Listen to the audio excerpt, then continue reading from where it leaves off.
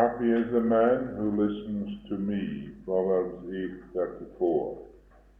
Take care how you listen, for he who has, to him shall more be given. In these lessons we are revealing action, and only by action can we understand. We can never understand by belief, by mere meditation, by mere suggestions. Nor in the future, nor in the past can be found the truth. The truth is not in the past. What is in the past is memory. Truth is not in the future, for the future is hope and apprehension. Then how do we arrive at the truth? Not by mere analysis, for this is only digging up the past. For we conceive that the process of mere analysis is a false process, we will discard it. It will drop from us. What is in your mind is dead. It is not a living thing. But truth is that which is living from moment to moment. It must be discovered, not merely believed in, not to be quoted, nor to be formulated. To be alive, that is truth. The significance of these words are tremendous. For what is in your mind is already dead. It is past. It is a memory. What you have in your mind for the future is a hope, tinged with fear, apprehension. But that is not truth. Truth is a living thing, not a dead thing, not something that exists in the past or something that exists in the future. Truth is a living presence now. You are that living presence. You have the power to think, the power to create. Only a living presence has that power to create and to think. In your mind, then, the things of the past are dead things, and not living things. I am a living thing, but I live moment to moment. You are a living thing, and you live from moment to moment. You cannot exist in the past, nor can you exist in the future.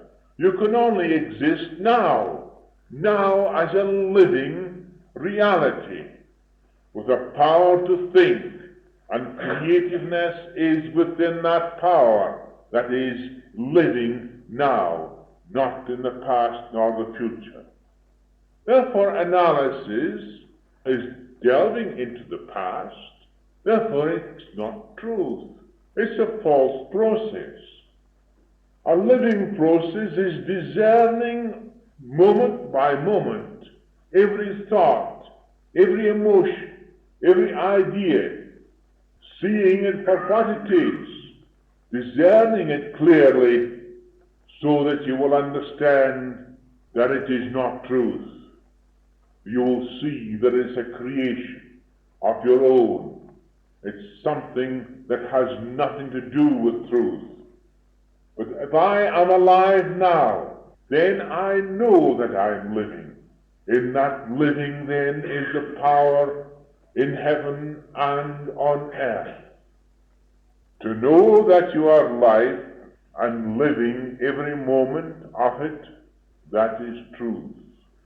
These words are pregnant with wisdom. Perhaps your minds will not take in the completeness of what I am saying, but the time will come, and the Spirit is within you that will reveal those words to you and reveal the meaning of them clearly to you as time arises in yourselves.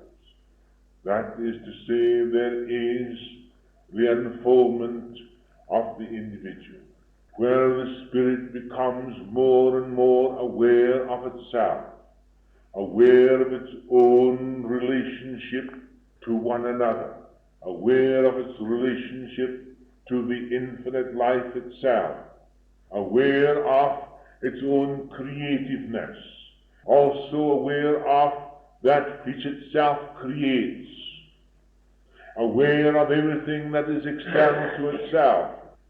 Therefore, it becomes consciously aware of itself, not knowing what it is, but knowing that it is. To know this, your mind and heart must be extremely alert and free from all that is false.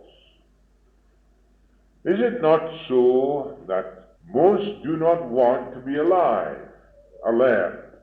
They want to be put to sleep. They want to escape from the conditions which they themselves have created. If you have desire, you'll have frustration, because you will not be able, as it were, to fulfill your desire. Therefore, you are frustrated in your desire. And in this frustration, you desire an escape, because you find that there is misery, there is trouble, there is trials, there is tribulations. You're faced with so many things because your desires are not fulfilled. And you try and force your desire to be fulfilled. Therefore, being not fulfilled, there is frustration. And the first thing you do is to try and escape from this frustration because it hurts you. Therefore, you want to be put to sleep from it as an escape from it. You don't want to be awake to face everything that comes your way, knowing that everything comes your way is your own creations, no matter how they are. The boomerang always returns to the foot of the thrower. If you understand everything, then you'll be free. But if you're caught up in your desires, caught up in your frustrations, caught up in your desires for escape, then are you free? But if you can discern that you are trying to escape, and the means by which you are trying to escape, you can free yourself. But if you are not aware of the means whereby you're trying to escape, you'll be caught up and you're creating more misery. Is that not so? But these things are your own creations, are they not? When hurt, like children, they want their mother's apron strings, where they can shelter from the storm. Is not the storm the result of our relationship to others? If we can discern this relationship by understanding ourselves, then only can there be freedom and not mere false protection. What is your relationship to one another? Are you using each other as a means to an end, as a piece of furniture for your own benefit? If that is your relationship to one another, there can be no relationship at all. There is no communion between one and another. How can there be any communion between each other when you use each other as a piece of furniture for your own ends, for your own means? There can be no relationship. But if you mark my words, your relationship to your brother, your sister, to your neighbor, is your relationship to God. Because you have never seen God, but God is manifested in your neighbor. And that is your relationship to God. Then you will say you're a child of God. But don't you see that is but only an idea? You take into your own prison, and it is of no value to you. Is it not so that we despise one and cherish another, and then we claim to know the truth? Is this not the height of contradiction? If we can discern the falseness of our claim, then we will discover the truth. But if our action is in contradiction to the truth, how can we claim to know the truth? If we are influenced by what is in our minds, if we are influenced by our experiences, then we will hate one and cherish another according to our experiences and reactions. What is in your mind is dead, is a result of your experiences, is a result of your reaction to things and people. Is then your continual reactions in the future or in the present based upon these experiences and reactions of the past? If it is, you're living in a world of illusion. And you're only creating more misery because you do not understand yourselves. But if you understand yourselves, you will understand your actions. You will understand your reactions. And you will know what your mind is built from. And then you will know what is false and what is true. It takes wisdom to know that which is false and that which is true. But wisdom is given unto you. If our experience is the foundation of our actions, then the truth is not in us. Because your actions is according to your experience, according to the past. But if I'm a living reality, I know I'm life. I know that I am conscious. I know that this consciousness is the power behind the intelligence that is always acting. I know that the substance is also perfect in itself. Here I see the trinity of the infinity. Consciousness, intelligence, and substance, the trinity which is perfect in itself, out of which everything is created. I know then, if I am aware of this wisdom, and allow this wisdom to manifest through my consciousness, then the intelligence will perform the perfection according to what my consciousness is aware of, in the perfect substance that is the basis of all form, yet not form itself. If I am aware of these things completely, then I can see clearly that I'm free, am I not? Form doesn't hold me, because form is a limitation. If form holds you and your body holds you, you're limited according to your idea of the body. If your mind holds you, then you're limited according to what's in your mind. If you're conscious of freedom, conscious of a reality that is free in itself, that is creativeness, that has by its side an intelligence that will act according to what the consciousness is aware of, in a substance that is perfect in itself, then you will know that you are free, and the form has no longer any power over you. One day you will realize these words. Perhaps the present you have not yet comprehended the fullness, the greatness of them. But even those words of mine are relative. They are only directing you to something that is within yourself that you must find.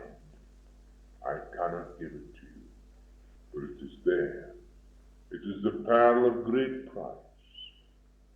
It is beyond all possessions that man could ever have.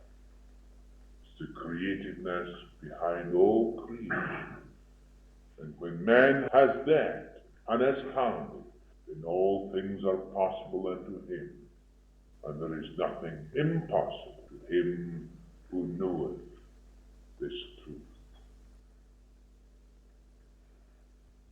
If the truth, you know, is built upon what you have read and heard, then it will be superficial. It will be on the surface. It will be a belief. But a belief is not the truth. A sensation is not the truth. The word truth is not the truth. The truth is a livingness that exists moment to moment. And only is it in that moment, and that moment is eternity. And every moment is eternity. Only now is eternity. Past and the future is in your mind. How can that be eternity? That you can only realize that that is dead material. And living material is now what I am saying at this moment. And when I have said it, it's past. In your mind it is dead. In yourself it is living.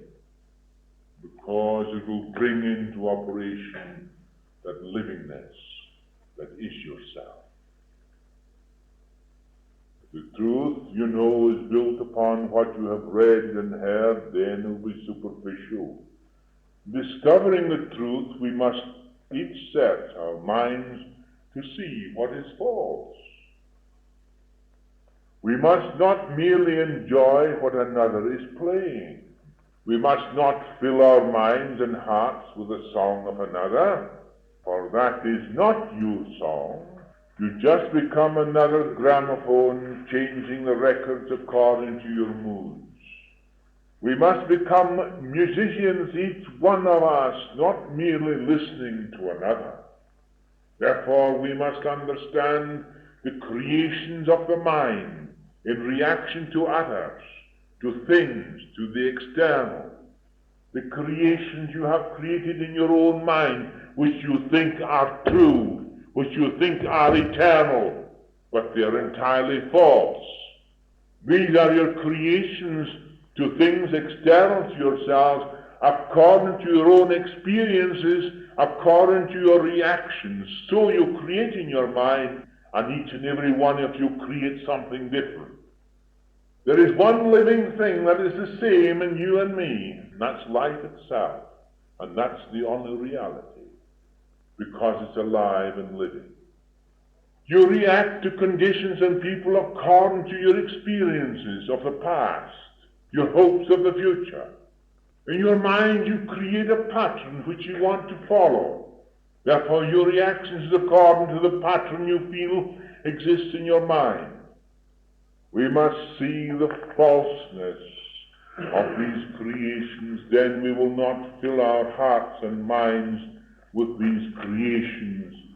For if we do, we will be filled with ashes and not truth.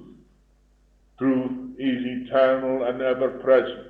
We must empty the heart of all that is false.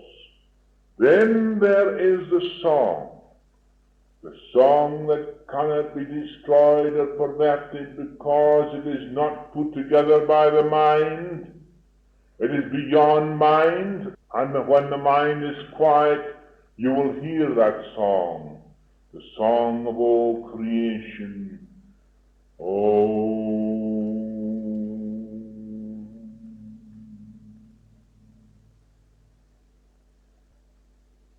it is not an idea. It is not a word. It is something that you hear beyond your mind. It's the creativeness within yourself. It's the Word that was in the beginning. The Word was with God, and that Word was God. And the Word became flesh. It is this great knowledge and wisdom handed down by word of mouth, so that those masters teaching, those masters to come, the knowledge and wisdom behind all creation. And the secret eventually revolves itself into one thing, love. Here was the perfect thing behind all things. And as Jesus said, love your neighbor as yourself. What I am doing tonight, before going into the hidden secret of the Om, is to get the mind clear of all that hinders the true expression of the word of creation. Without a clear mind, there can be no true expression. That is why I say that we must become each one of us musicians, and not merely gramophones repeating the song of another, or merely repeating the word Om and listening to our words. It is the word of creation that we must hear in our own hearts, not listening to a word we ourselves create, but listening to that word of creation when the mind is quiet, when the mind is no longer perturbed by opposites, where the mind is no longer perturbed by memories, where the mind is no longer perturbed by fears or hopes, where there is a complete understanding of the living presence that is eternal and ever-present, and that power being above all other powers, situated as the consciousness of man. And what the consciousness is aware of, so does the intelligence fulfill in the perfect substance, which is the mind of God. You cannot think outside God. You can only think inside it, because there is no outside it. Therefore it is when the mind is clear of all opposites, of all fears, of all doubts, then in that quiet,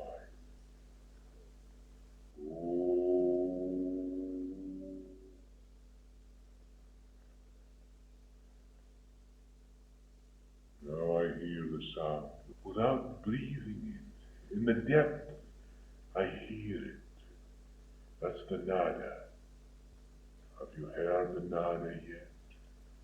When your mind is peaceful and quiet, there the nada will sound. The Om sings through your consciousness. Then you're caught up in the Om, the createdness of all things and behind all things. It is the sound of sounds. It's the matrix of all sounds. The matrix of all creation. Because thought and sound make up all form. It's not merely changing our character that we want, for the word of creation can never be caught up in the net of time like character. Character can be changed, but the word of creation never.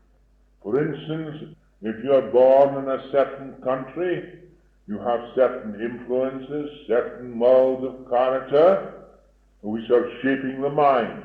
But in other countries, the same is going on, shaping the mind in a different way. Thus, character can be changed, modified, enlarged, etc., but character is not the word of creation. Therefore, to understand the sound of the word of creation fully, character conditioning must cease. Through discerning this conditioning and understanding it, you are brought up a certain way, you are conditioned that way. If you go to a certain church, you are conditioned that way. If you belong to a particular political or religious sect, you are conditioned that way. That is your conditioning. But are you aware of your conditioning? No, you believe in what you have heard and have been told and how you have been conditioned. You're always reflecting your own conditioning. You're not reflecting truth. You think you are, but you're a liar all the time. Because the whole of your basis is based upon lies and not truth. Where there is confusion of ideas, there can be no truth. Where there is confusion of religion, there can be no truth. These are things that you quarrel about. You cannot quarrel about truth because you don't know it. You only quarrel about an idea in your mind that is dead, that is not truth. Because truth is not an idea.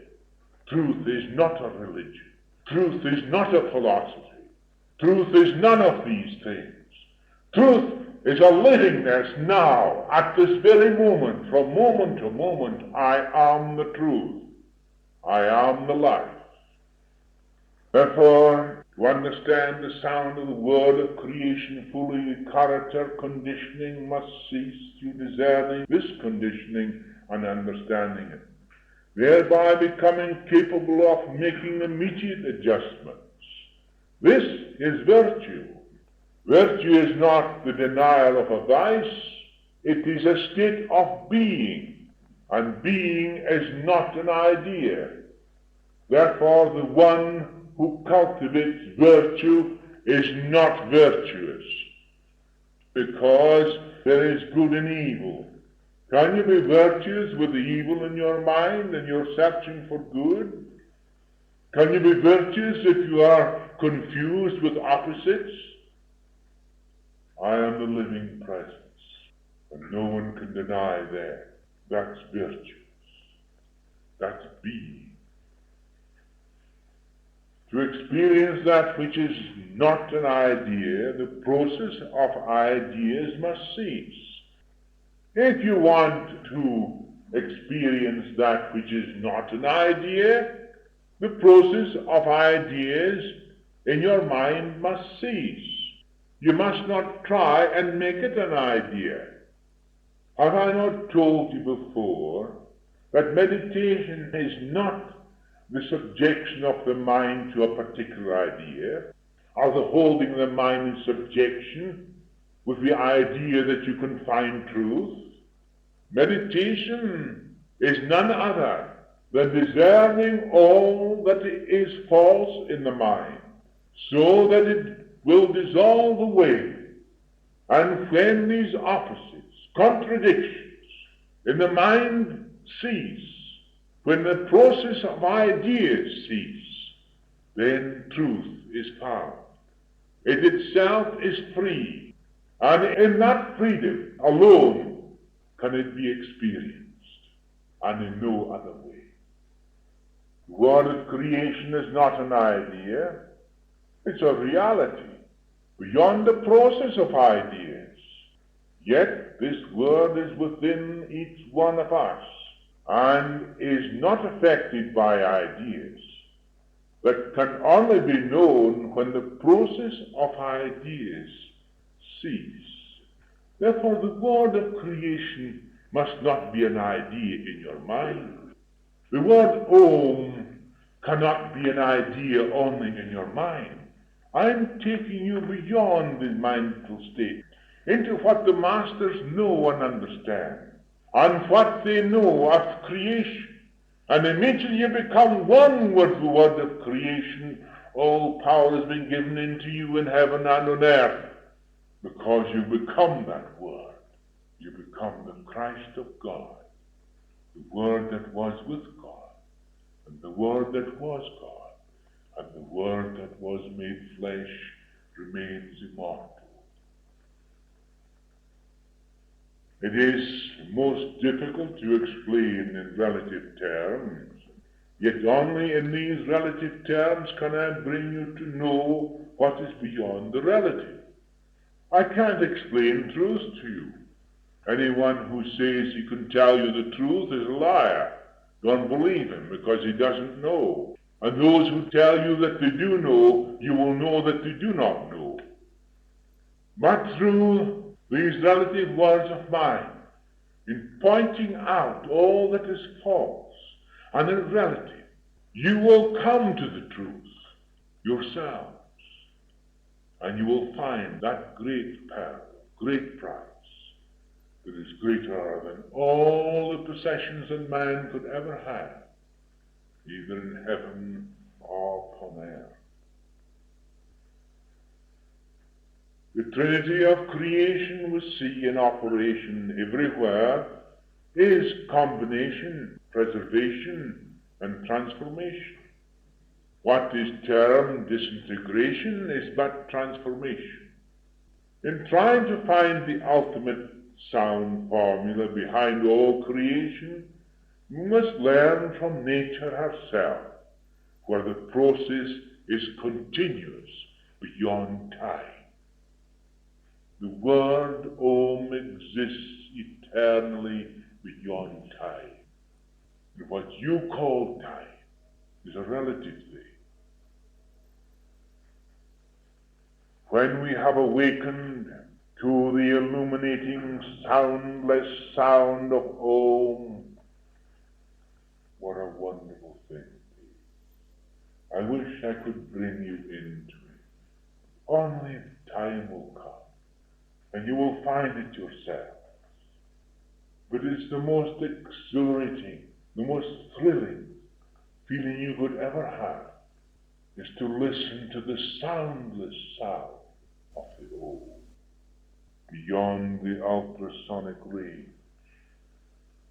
When we have awakened to the illuminating soundless sound of the ohm vibrating in the ultrasonic planes and still higher planes, and realize this infinite creative power, we have discovered one of the greatest secrets in heaven and on earth. Remember, there can be no sound without thought. There can be no thought without consciousness. There can be no consciousness without life. Therefore, life alone is creative. Om represents the trinity of sound in all creation. From the very highest to the very lowest, it's the same sound vibrating throughout the whole universe. It is the Word of God that becomes sound. The invisible becomes visible in exact proportion as the sound vibrates to the vibration of the invisible thought. Thoughts that pass into my mind from some remote control, thoughts that move into my mind and give an expression through my mind, and are formulated in your mind through the medium of sound, the thought invisible from this remote control, the medium, as it were, through which these great thoughts come. And through the instrument of the brain, the nervous system, the mouth, the tongue, and the lungs, and the chest, the formation of the word then is formed according to the thought that strikes the consciousness. And it comes forth in the sound of the word to be formulated in your own mind. Sometimes people wonder, how is it possible for him to know all these things? But I always say, of myself I am nothing. It's the Spirit of the Father within me that knoweth all things. And it is through this remote control, this remote direction, through a consciousness that becomes conscious now, in tune. As Paul says, put on your armor, and that is what you put on, an armor. One day you will find yourselves how to put on this armor, how to become in tune with the great spiritual forces, how to become a medium through which the great thoughts will flow, just as your mind then receives them, the consciousness receives them internally, just as like a wireless set. So are they modified completely through the instrument, given forth again in sound, so it can be heard with all people within range. How wonderful we are made, yet how simple is the process of this receiving and projecting. How simple is the truth. I and the Father are one. But how mighty is that truth? And when I think always in my time, when I think the things, when I see the words that I write, and people speak to me about them, in my own mind quietly I say to myself, of my own self, I am nothing. It's the Spirit of the Father within me. Doing these things. Then I lose all this stupidity, this sort of self-aggrandizement, this foolishness, this desire for approbation, because I know that leads me away from that which is really true. The majority of people are always expressing their own personalities. But I say, allow that which is supreme in itself to manifest itself through the instrument it created for its own expression. then there is freedom of thought. The words flow freely without interruption, without difficulty, without thought. I don't think what I'm going to say before I speak to you. As a matter of fact, I do not know what one word should come after another. I'm convinced of the fact that at that moment the word will be given. All sounds are built from these three basic notes which constitute all sounds. The method in expression of these sounds will be given by word of mouth because they cannot be written. Thus all masters handed down this secret to their cellos by repetition. And it's a repetition of this truth the mind must see, so that it clears the mind completely of all the things that are false. And as the word is sound within the self, then within the consciousness itself the sound is heard. And then you reproduce it in exact accordance with the sound that you receive.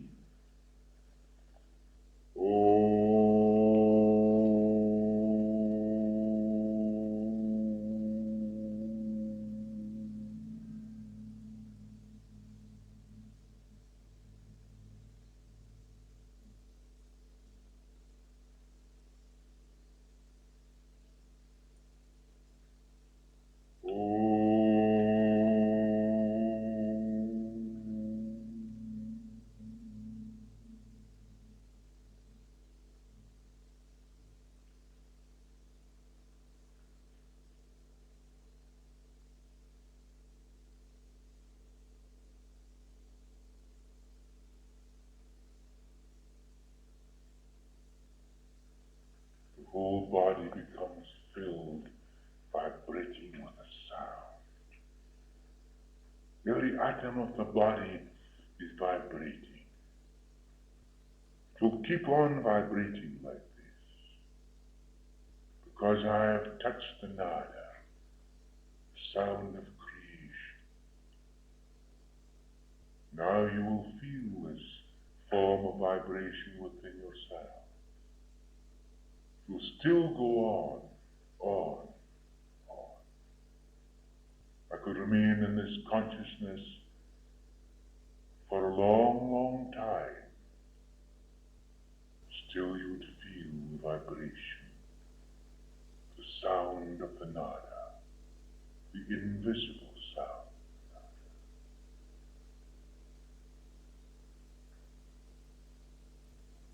It hasn't stopped yet, has it? It just keeps going and going and going, is it not? All the time you're feeling the sound of the invisible sound. In the ultrasonic range, the sound is going still. Body is filled with it. Magnetic aura is expressing it. Nothing now can come near the magnetic body. It cannot enter it. There's no thought of any kind can enter into this magnetic body surrounding me at the present time. It's only when I give way to any conditioning or condition myself according to what's external to myself, then these things float through the magnetic body in and influence the mind, invisible thoughts and thoughts. Immediately I take the consciousness away from the sound, the creative word, the vibration ceases. That I have done for 7 days on end without stopping, day or night. That is meditation. But it only comes when the mind is clarified and cleared of all that is false, all beliefs, all ideas, all things that hindering the expression of that perfect word that was in the beginning. I do not create that word created me, exists in me eternally. I am that word. I am the living expression of that word. Repeating the Om when the mind is clear of hindrances has a tremendous power. It is not repeated as from an idea, but is given expression from within when the process of ideas has ceased. The word is chanted as from within the soul, expressed outwardly, affecting every atom and cell in the body and beyond. It protects the magnetic body from outer influences that may come from without, as I have already explained. The enjoyment obtained from the repeating of the magical formula Om Mani Padme Hum, with its fortifying effects, have to be experienced to be realized. In the monasteries throughout Tibet, the lamas repeat this word Om Mani Padme Hum hundreds of times, but they are only repeating it. The lamas are not yet conversant with the complete truth what I have told you. Only the masters are conversant with it.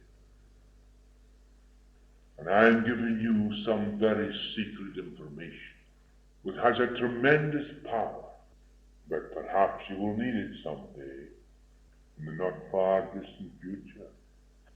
Then the Spirit will lead you. The Spirit, which is the Comforter, will come to you and will make known to you all that I have already said. When we begin to understand that matter is but a combination of atoms combined by the force of certain notes, sounds, or vibrations, speech provides the avenue to hurl atoms of energy into activity in the production of form. It also has its destructive role in the disintegration of the atoms of form, which we call transformation. For nothing can be destroyed, only transformation takes place from one form into another. This is the fundamental secret in the creative power of the word of man. When this is known, there is extreme care exercised in the utterance, for like lightning we send forth, and like lightning it returns again, according to the potency of the word. So does it draw to itself with immense impact the concrete image of its original purpose. My word shall not return unto me void, it will accomplish that which it has been sent forth to do.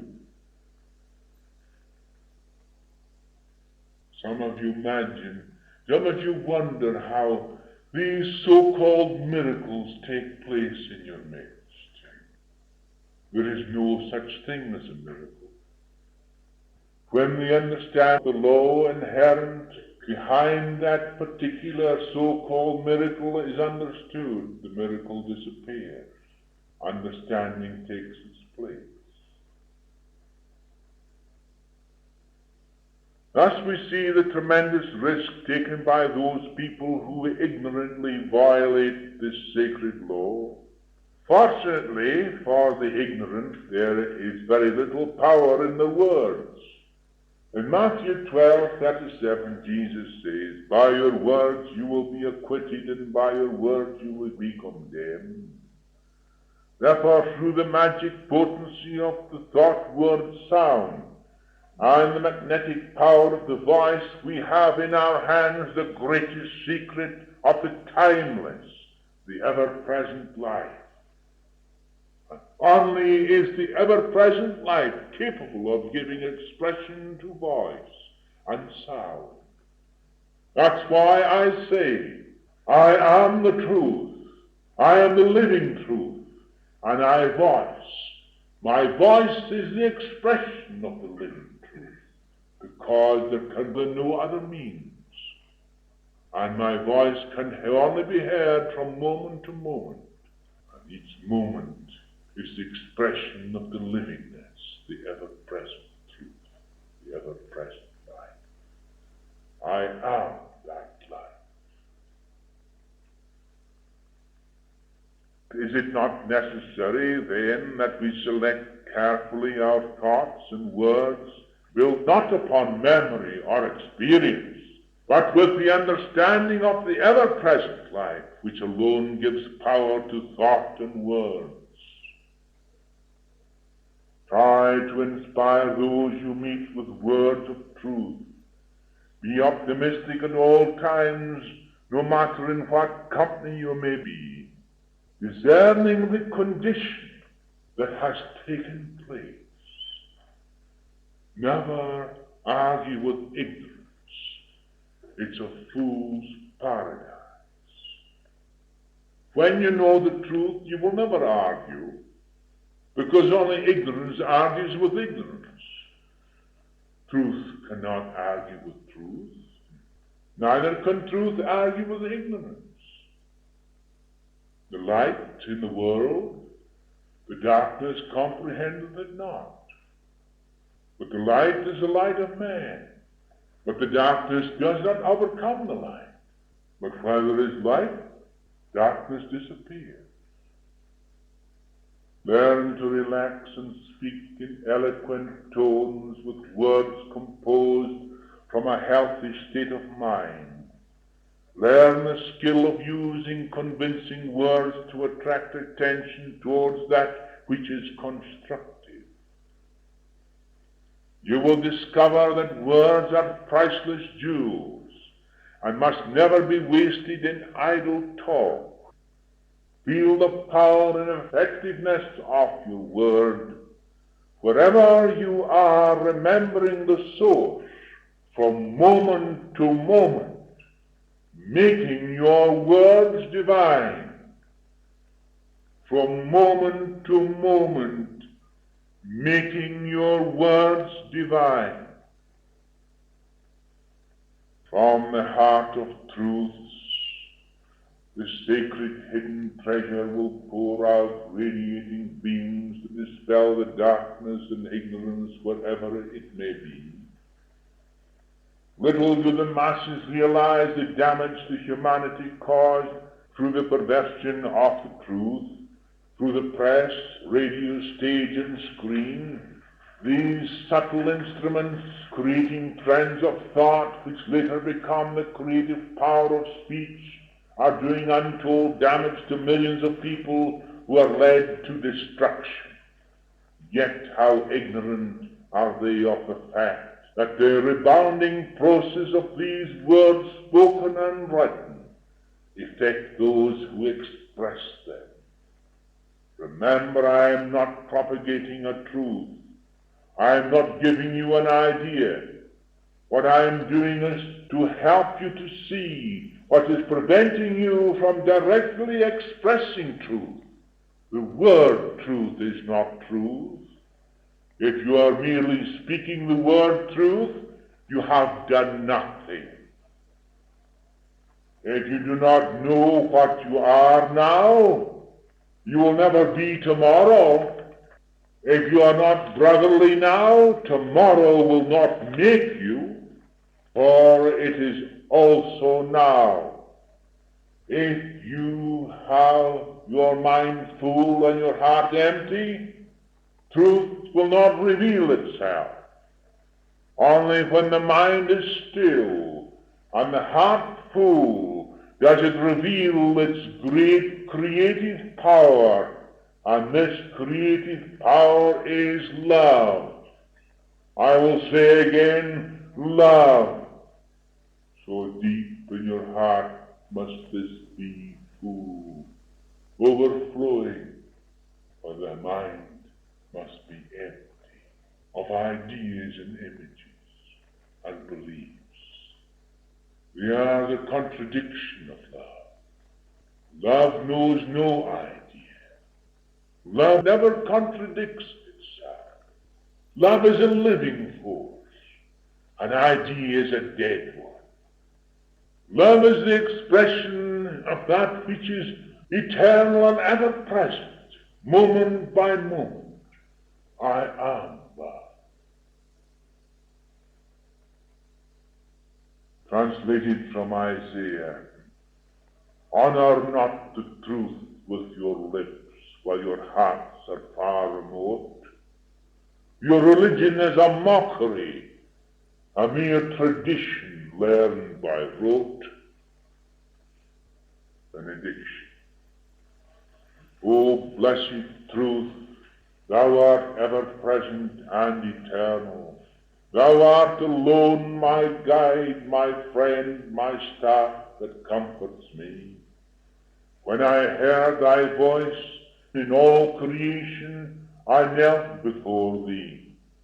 As I did so, I heard thy voice also within me. My mind was silenced, my memory is dissolved, for I knew thee alone. And forever afterwards, I knew what was false. This knowing kept me close to thee forever. O blessed, eternal,